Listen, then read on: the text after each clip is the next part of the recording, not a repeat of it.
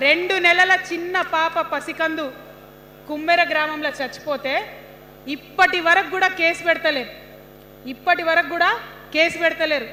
హోంమంత్రి కూడా ముఖ్యమంత్రే, ఆయనకు తీరిక లేదు పాపం. చిన్న పసికందు చచ్చిపోతే ఇప్పటి వరకు కేసు పెడతలేరు. అందుకే అంటున్నా, కర్కోటకుడైనటువంటి సీఎం పరిపాలనలో ఉన్నాం. ఖచ్చితంగా కొట్లాడాల్సిందే. మనం ఏదైతే గురుకులాలు ఉన్నాయో వాటిలో విషం పెట్టి పిల్లల్ని చంపుతా ఉన్నారు.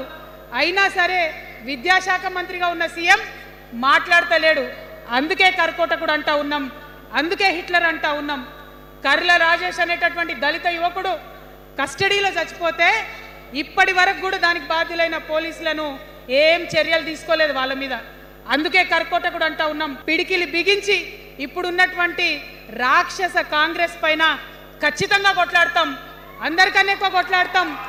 ఇప్పుడు మనమే ప్రధాన ప్రతిపక్షం అవుతాం. 2 ఏళ్ల తర్వాత మనమే అధికార పక్షం అవుతాం. ఖచ్చితంగా అధికారంలోకి వస్తాం.